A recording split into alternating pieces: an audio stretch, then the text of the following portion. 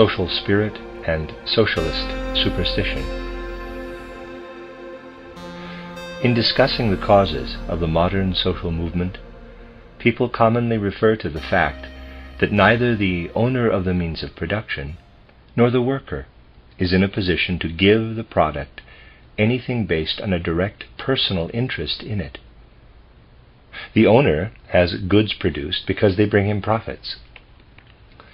The worker produces them because he is obliged to earn a living. A personal satisfaction in the finished product itself is felt by neither. In fact, one touches a very essential part of the social question when pointing to the lack of any personal relationship between the producers and the goods produced in the modern industrial system. However, one must also be clear that this lack of a personal relationship is a necessary consequence of modern technology and the attendant mechanization of labor. It cannot be removed from the economic life itself. Goods produced by extensive division of labor in large industries cannot possibly be as closely associated with the producer as were the products of the medieval craftsman. One will have to accept the fact that regarding a large part of human labor, the kind of interest that previously existed is past and gone. However, one should also be clear that without interest a man cannot work. If life compels him to do so, he feels his whole existence to be dreary and unsatisfying. Whoever is honestly disposed toward the social movement must think of finding some other interest to replace the one that is gone. He will not be in a position to do so, however, if he insists on making the economic process the single main substance of the social organism, and on making the legal system and the cultural life a sort of appendage of the economy.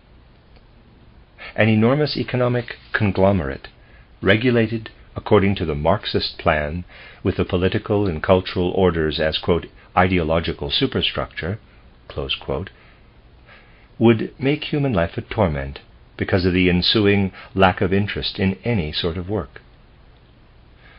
Those who want to introduce an enormous conglomerate of this kind do not reflect on the fact that while one can arouse a certain amount of enthusiasm for such an aim through the excitement of the struggle to attain it, the excitement ends as soon as this aim is realized, and people thus fitted into the wheels of an impersonal social machine are inevitably drained of everything resembling a will to live.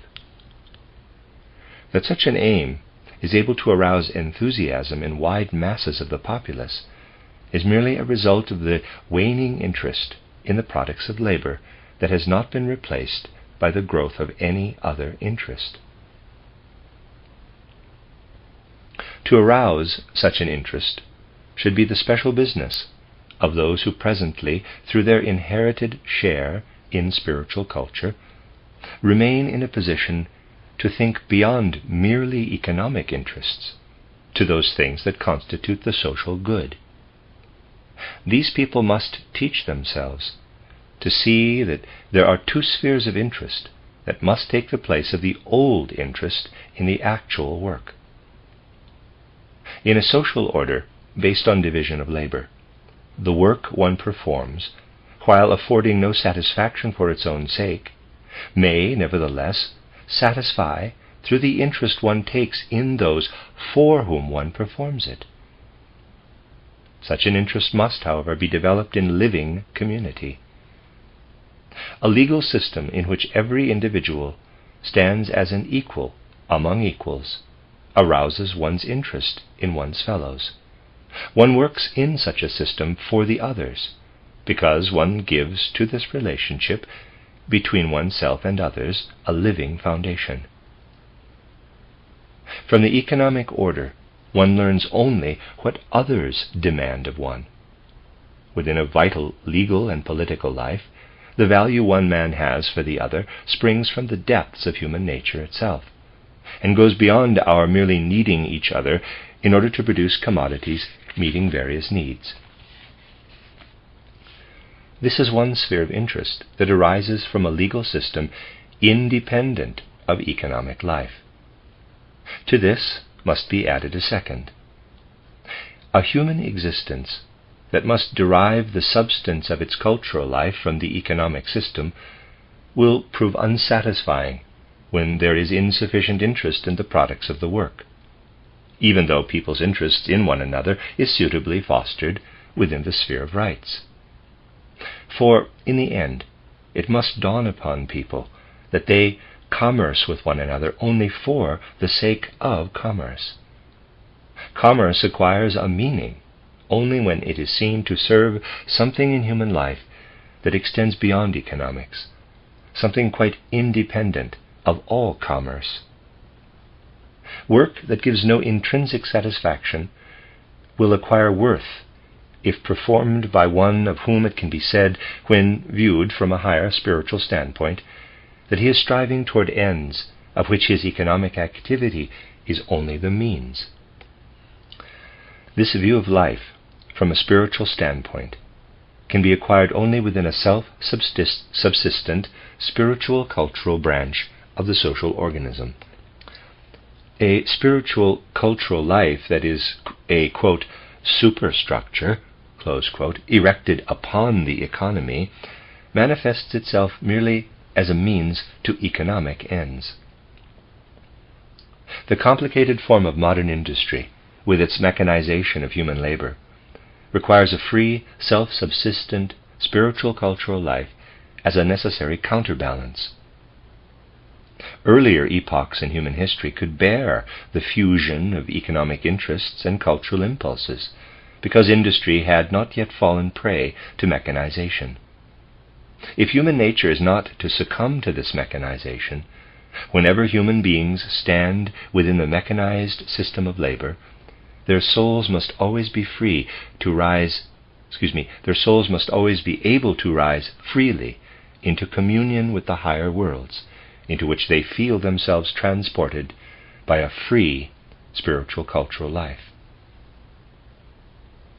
It would be short-sighted to reply to the proposal of a free spiritual cultural life and the independent sphere of rights demanded by human equality, that neither would overcome economic inequalities, which are the most oppressive of all. For the modern economic system has led to these inequalities because it has never, as yet, allowed to develop apart from it the legal system and the cultivation of the spirit that it requires. The Marxist mind believes that each form of economic production prepares the way for the next and higher one, and that when this preparatory process is concluded, then through, quote, evolution, close quote, the higher form must necessarily replace the lower one. Actually, the modern form of production did not evolve from old economic methods, but rather from the legal forms and the cultural perspectives of an earlier age. However, while giving a new form to economic life, these latter have themselves grown old and need to be rejuvenated. Of all forms of superstition, the worst is to declare that rights and culture can be conjured out of the forms of economic production. Such a superstition darkens not only the human mind, but life itself. It diverts our spirit from its own source by offering an illusory source in the non-spiritual. We are all too ready to be deluded by those who tell us that spirit arises of itself out of non-spirit, for we fancy by this delusion to save ourselves the exertions we must acknowledge to be necessary when we perceive that the spirit is only to be won by toil of the spirit.